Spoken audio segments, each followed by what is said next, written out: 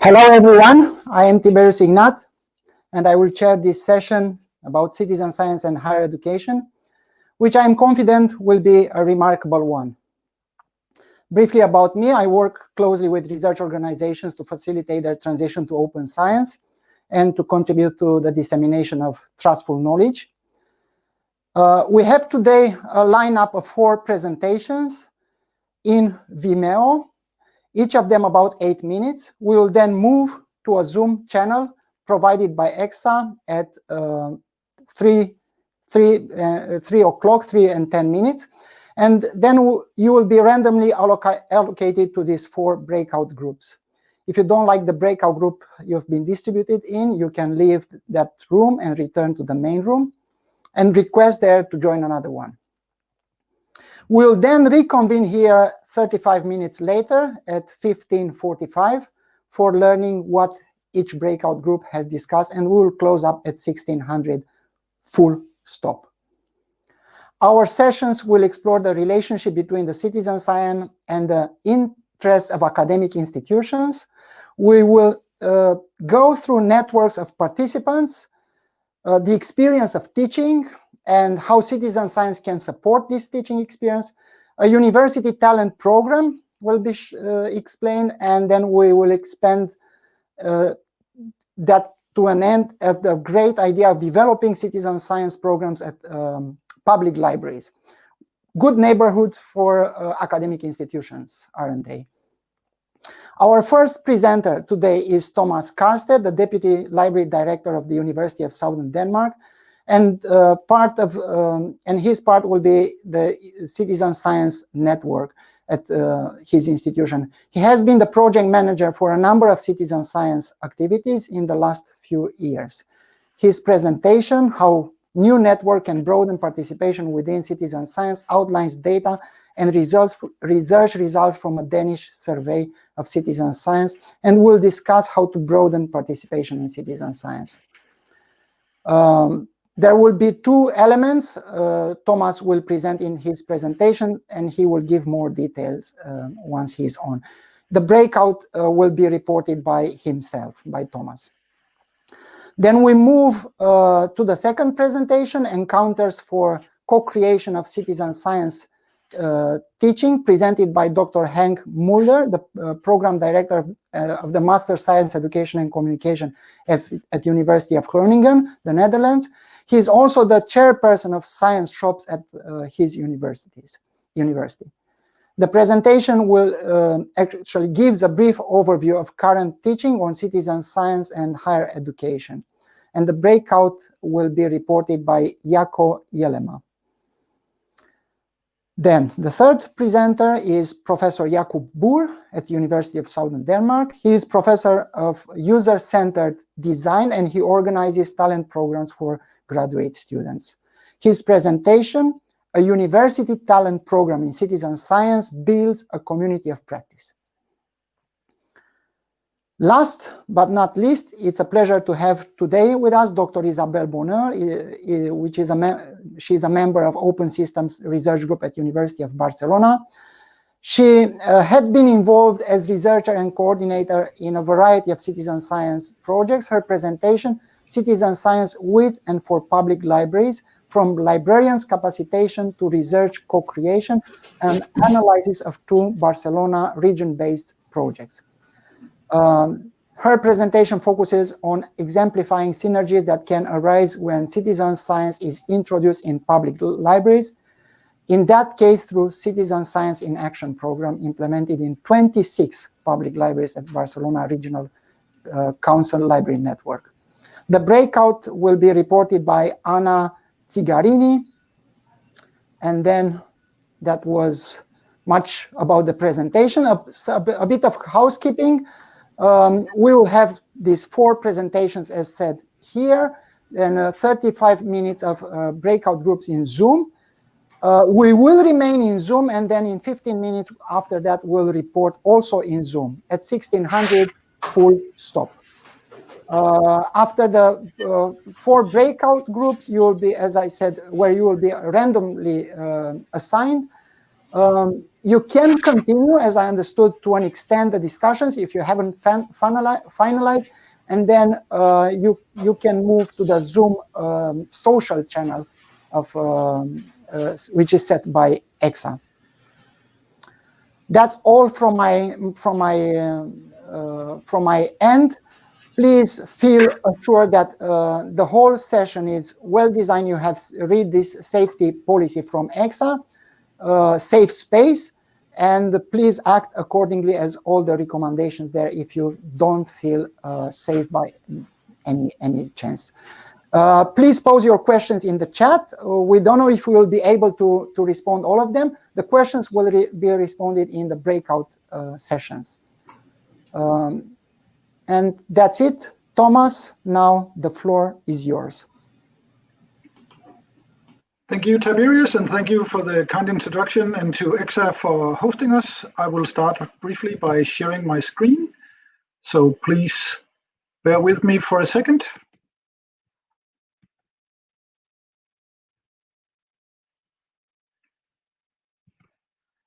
Will someone confirm that you can see my screen and hear me, please?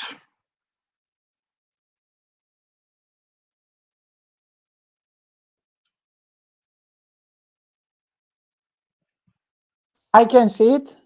If that helps, I can see it. Yes, thank you, Tiberius. The presentation is how new networks can broaden participation within citizen science. It's very important for me to stress that this was originally planned as a longer presentation when EXA were to take place in Trieste. So I am presenting also materials right now that are not my own. So please bear with me that Torben Agergaard, Kristian Hvidtfelt has provided the analysis for the first part of the introduction. Tiberius, as you have already met, have contributed to this, and my good colleagues, Danielle and Kathrine Overgaard from SDU, are also part of this presentation. What we will do in the next 7 minutes is briefly outline how new networks based around research libraries can potentially broaden participation in citizen science, and discuss it with examples from local, national, and international level.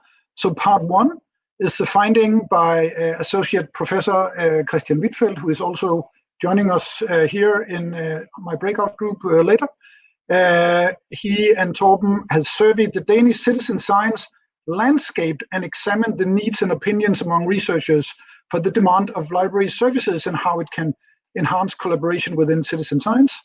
And part two is 3 cases represented not only by myself at SDU, but also the LIBER Citizen Science Working Group and the model of broad engagement in science point of contact that Tiberius and Paul Erich has provided. So briefly, citizen science networks in Denmark, the results of a national survey.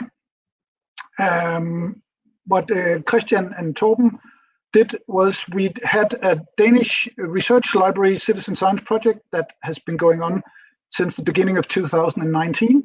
And as part of that project, Kristian and Torben has sent out surveys and identified what is going on within the citizen science landscape in Denmark. So that is original research and data in itself.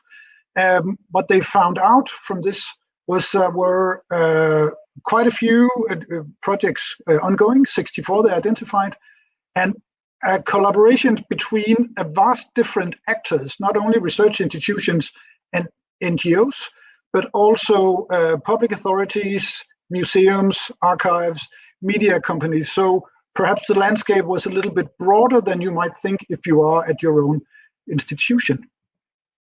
Also, respondents who were researchers, citizen science entrepreneurs, people working within academia in general, had quite some important things to say about citizen science. And I think it's important to stress from their results that citizen science actually has the potential, according to this survey, to increase public understanding and public participation in citizen science, and also address societal issues and foster public debate, produce sound science. And I think that is important for all of us working within this field every day, to know that there seems to be this potential. Also, part of the survey were directed at research libraries, which is where I come from as part of the Citizen Science Network at SDU. And as a deputy library director working within citizen science, I found it hugely interesting that 85% of the number of participants felt that research libraries could actually create added value in citizen science projects. And also that citizen science in general could or should be given higher priorities. Of course, it's a very interesting conflict, because when we work into the day-to-day in universities and research libraries, it seems there is a lack in competences and there seems to be a lack in prioritization, which is, of course, interesting and something to discuss. In conclusion, and that is 4 minutes that I'm sure Kristian and Torben could present for 30 minutes, citizen science seems to have the potential to grow networks and span networks with scientific institutions and civic society, and can broaden public participation. And NGO and the public sector fosters links between science and society, and also research libraries and public libraries may serve as network builders and intermediaries. So there is a potential for libraries, in this case, to play a role. And I think also from the survey, it's very interesting that citizen science in Denmark seems to be moving away from being not exclusively, but predominantly in natural science into other kinds of research, which is interesting in the long run. Part 2 is cases on the local, national, and international level. And it's to say that, of course, this survey from Torben and Kristian has not worked in a vacuum. At SDU, the university and library where I come from, we have been working with the Citizen Science Network for 3 years now, and have been working in a sort of loose networks of partners, where library and faculty staff are tagging up in order to be the sort of go-between between researchers and public engagement. And I think that is a fairly successful model, at least for us at SDU. But of course, it's very critical to say that if citizen science in the long run should be sustainable, there is some institutional legwork and groundwork and organization and prioritization to be done in order to succeed that. But at SDU, we are happy with the model that we have, but it's no secret that we would try to grow it into the model presented by Paul Eris and Tiberius, which is some of in the next presentation. Also to say that libraries could play a part in growing citizen science, at least at the national level, and our argument will be also at the international level. We have had this ongoing project for 2 years among research libraries. We have worked with competence development, we have worked with teaching, and part of the teaching is the presentation by Professor Jako later on the SDU talent program. We have worked with fair data, science literacy, and the library as citizen science hub. And some of the keywords we have come up is that there are a number of things into organization that seems critical. Also, very briefly, thank you, Tiberius.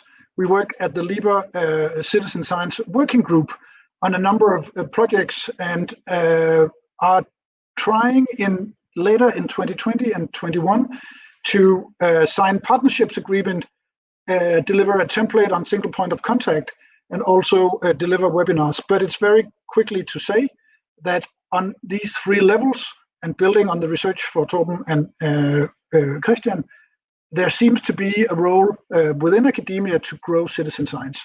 Thank you.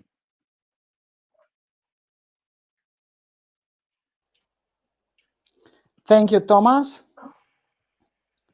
And Henk is our next presenter. The floor is yours.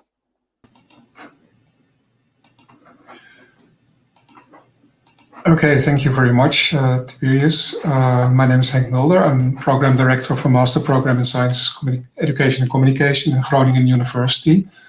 I'm also the chairman of the science shops in Groningen. We've prepared this session together with some colleagues, with Bruna, Marchi, Kristian, Nold, Ostermann, and Jako, Jellema. So it's not only my way of thinking, but just to take you through my steps that led me to the EXA conference. So I'm a teacher, both in the Science Education and Communication program, but also in the Energy and Environmental Sciences program. And I really wanted to teach and train my students in doing citizen science because of its growing importance. So I went out on a search for an answer to this question. And I took a similar approach that I did when I was making an inventory of all university teaching on science communication. And we wrote a paper about that in the Journal of Science Communication. In Science Communication, not the Journal of, because that's the Italian journal. So I will gladly share my slides with you, in which you have all the links to what I'm telling here. We found out that the EU Citizen Science Project, on which advisory panel I am, did a big survey. So this was done by Kristian, Nold, and Alice Shepard, amongst others. So they had some information about what training programs there were, and we did some snowballing and web search, all with the intention to maybe adapt what's out there, or maybe to collaborate with others to develop modules to share them. And in the end, we intend to have like an introductory course of 5 European credits, or a real project as add-on, or maybe in the end have a minor or a full master track. So that's my ultimate goal. So what we found is that some courses give some general information on citizen science, for instance, in science and technology studies, introductory courses, in science communication courses, etc. So students will at least have some understanding of what citizen science is, some knowledge. Also, we found out that in curricula, some students do work on projects based on research questions from civil society, especially through the science shop. So that's one of the elements of citizen science. In this case, the question comes from society. Sometimes students participate in citizen science projects as volunteers or as part of the studies, and sometimes to learn more about science, but also just to give some hands-on. And we found out, especially from the survey done by Kristian, Nold, and Alice Shepard, that there's various training programs on capacity building programs on various elements of citizen science, not specifically geared towards students in higher education, but more to volunteers or organizations or other stakeholders, so very general. We found out there's one dedicated MOOC from UCL, which I think officially is 30 hours, but I can tell you it's impossible. So it's maybe just the time that you're busy watching the videos, etc.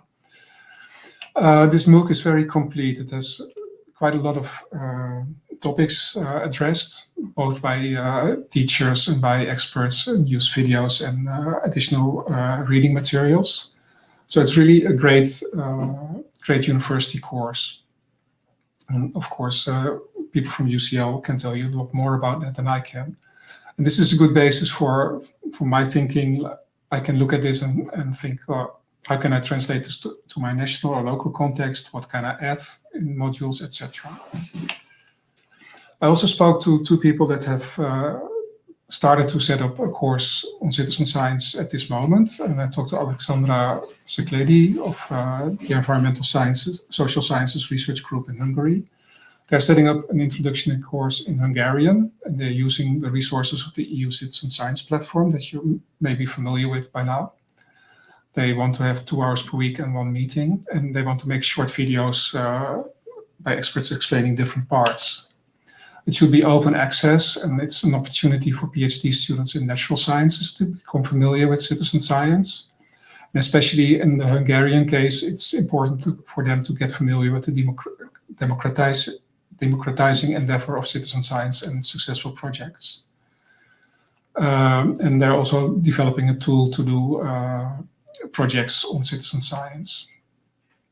So this is a local initiative focusing on the needs currently in Hungary. I also spoke to Professor Kostas Karatsas of University of Thessaloniki in Greece. And he's already teaching a course on air pollution for quite a long time in a master program on environmental protection and sustainable development. And he told me, well, we're doing this for 15 years, and then we called it participatory sensing. Nowadays, it's called citizen science.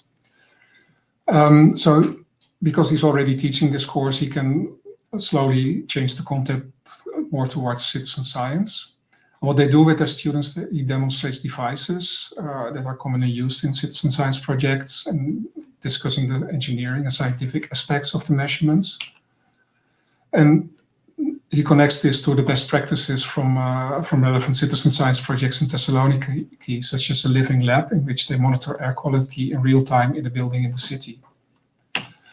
But they also discussed aspects of perception of science, which is rather new for engineering students. And yet, in contrast to what I know of the MOOC and of the Hungarian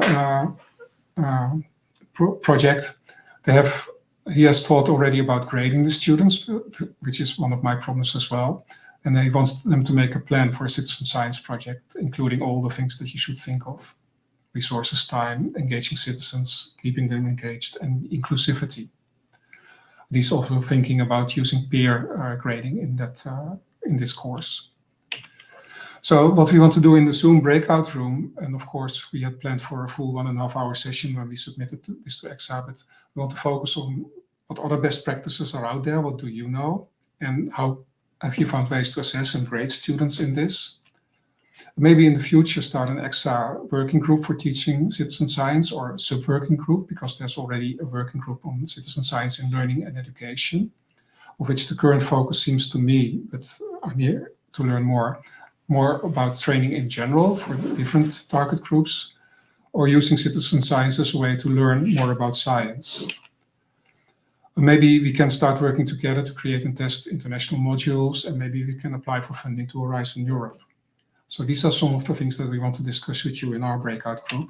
And maybe if we have more time, we can talk about these elements as well, like how do we convince our policymakers at university that this is important, what contents need these courses have, and how can we get students to really do this in their own practice and student lives and volunteer. So that's, for me, it's my 7.5 minutes, so I'll give the floor back to Tiberius.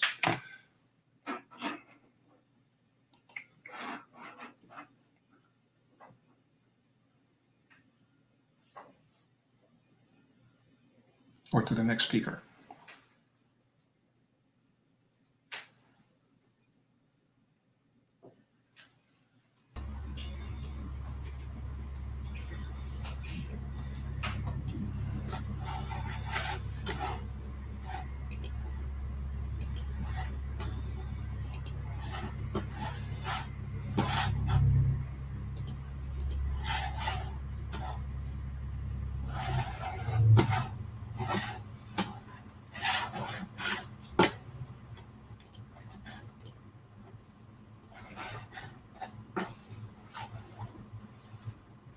Do I just get started, or any introduction? My name is Jako. I'd like to thank the organizers for the chance to present here, and I want to report on a talent program that we established at the University of Southern Denmark this spring, together with Thomas Kaarsted that you just heard, and then two of our colleagues, Kristian from Nielsen and Danielle Johansen. It was an attempt to boost citizen science across the university, some of what Thomas called as institutional legwork. What can we do to improve the status of citizen science? A talent program addresses high achiever students who have the capacity to do work beyond their regular study program. And for this program, we managed to select 27 students from across the different faculties.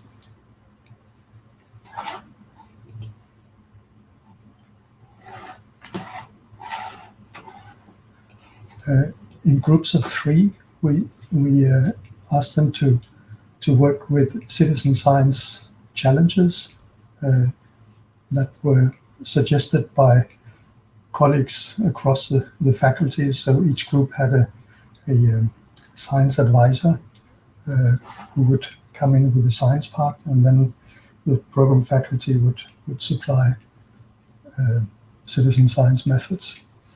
So both social science, natural sciences, health sciences, humanities, and engineering was represented. What we did to prepare the students was run a number of master classes with professors from journalism and myself from participatory design, media science, community building, science communication, data science. And then we invited some international experts to run workshops with the students. And we had a track alongside on career coaching. What will you actually be able to use this for your career? Activities to try out other CS project platforms, and we engaged our professional actors to also train, act out, you could say, the encounters with citizens.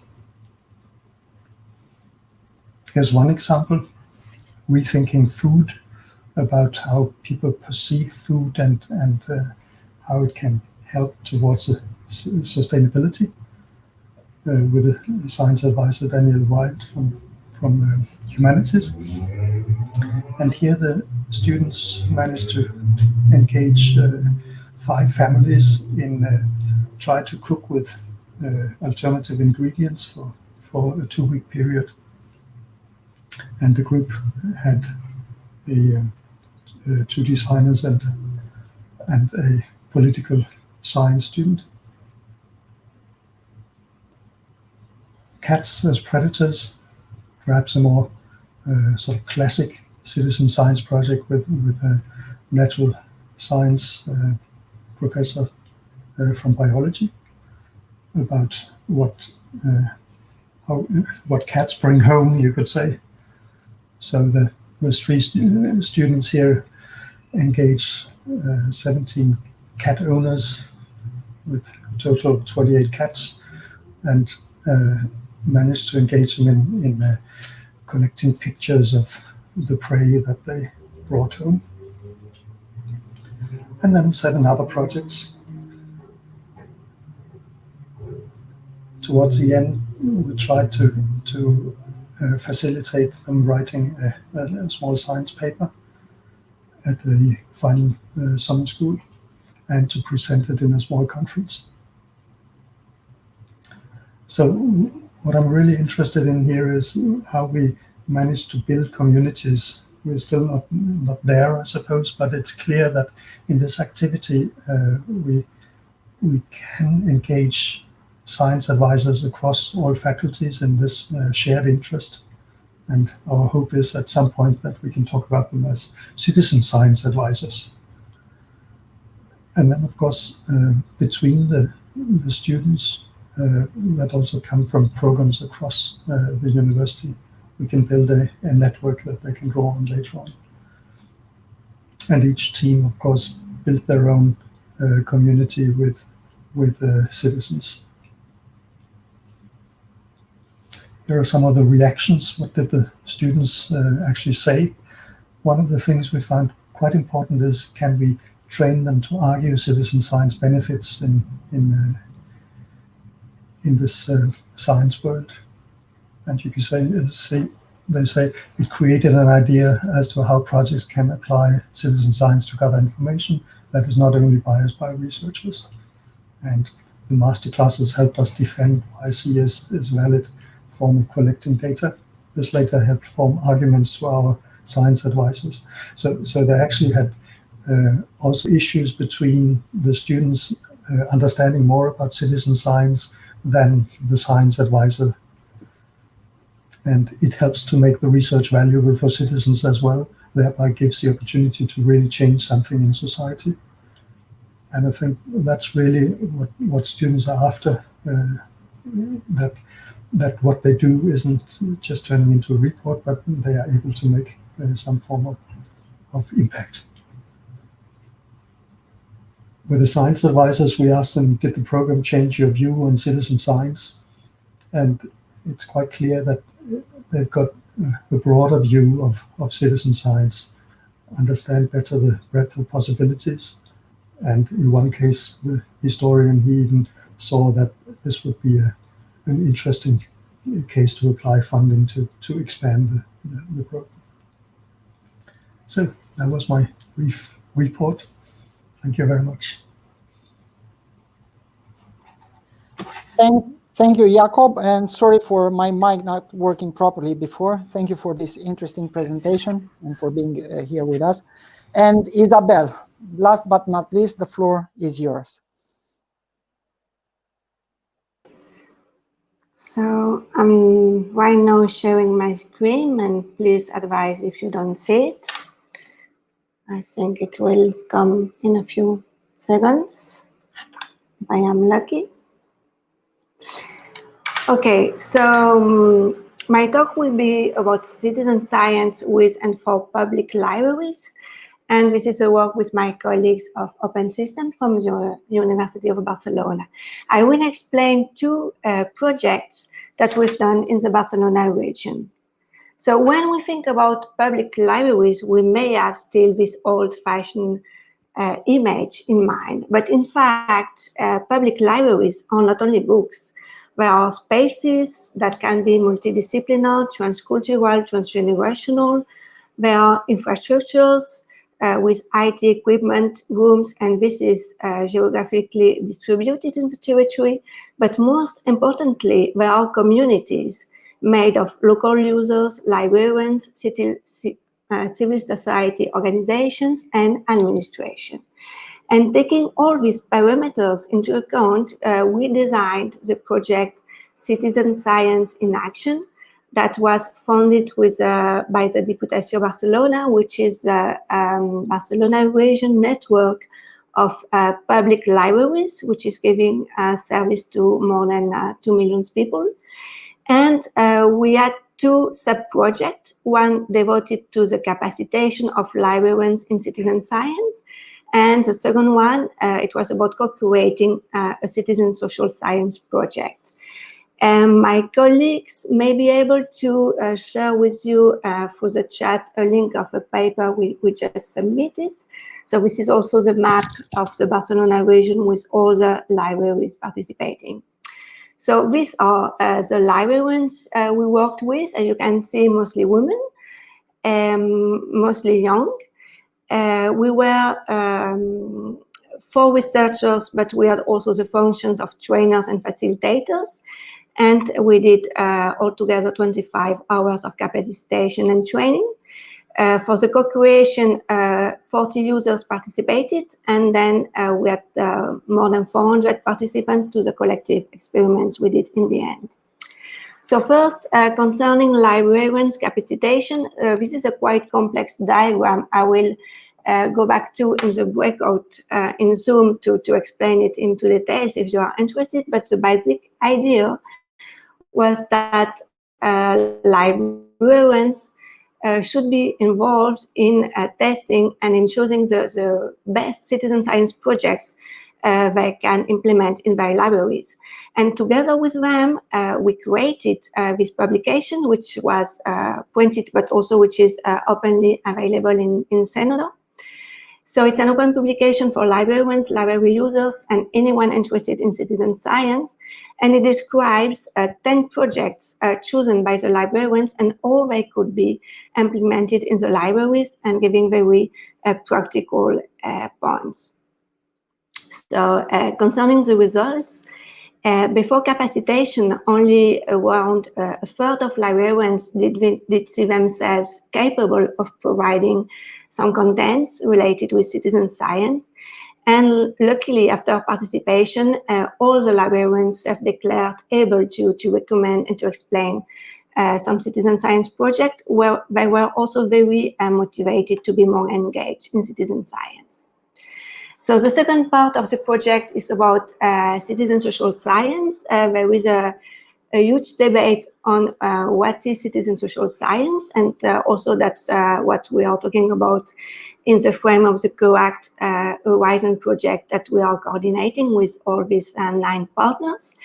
But we prefer, instead of giving a close definition, to say that citizen social science is some kind of region in between social sciences and humanities, activism, and citizen science. And that's the spirit of the co-created citizen social science project we did with 4 libraries in 3 cities. And once again, I will come back to this scheme in Zoom. But the idea is that we were training the librarians to be able to, by themselves, facilitate co-creation sessions in their libraries. And that's are some examples of this session that were very lively and sometimes messy. But it was also a great opportunity for the librarians to involve some more new users, for example, coming from migrants associations that never went to the library before. So in the end, we co-created a collective experiment that was placed in 3 public spaces, and that was about a shared social concern about the access to housing. And we implemented a game through a digital platform, and more than 400 participants participated to this experiment. So as you see, many diverse participants, and it was really a great opportunity was also to be in contact with the citizens. So concerning the results, concerning the library users, 70% agreed that this experience has positively changed their perception of the library, and they were very motivated and satisfied with the experiment. And also the librarians experienced a great motivation to do this collective experiment. So all is this related to higher education. So as I think it was Henk explaining how to teach citizen science. So this is a work done by a graduate thesis student, and that analyzed the results, and many interesting features are already popping out. For example, the left figures is showing that the expansion of the price, because we are looking for the price of the rent, the amplitude is really rising for young people, and we explain that by the volatility of the housing market. And the second figure on the right is showing that really the price, the renting price, is increasing when people are participating to the game. So, and hopefully that will be another connection, and there is already one, like Thomas explained, with research libraries, because we think that capacitation of librarians, students, and researchers in citizen science could be ideally done in this frame, and also because we could think about implementing a co-creation process of the research inside the research libraries. So to conclude with citizen science for public libraries, because we think that really specific projects are matching with each kind of library, and it has to be specific, and it has to be, the librarians also should have the freedom to choose the projects. And citizen science with public libraries, because we think that, and we have demonstrated that citizenship. 1 minute, 60 seconds, Isabel. Sorry. Social science is strengthening the social. I'm on time, so thank you so much for listening. This is our webpage, our Twitter, my email address if you want to contact me. And yeah, and that was a picture of all the team with Sonia, which was a very nice and funny librarian we worked with. Thank you. Thank you, Isabel, and the same goes for Jakob, for Henk, for Thomas, for their interesting presentations. We are now moving to Zoom, and I hope you all received the link to get there. You will be allocated to a breakout. You are now seeing the Zoom link there. Please go on and we will see you in Zoom in a very short time. I remind to everyone that it's now the right time to pose your questions in Zoom. Speakers are now getting in slowly. We should be around 45, 50 people, and I hope we will all reconvene now in Zoom.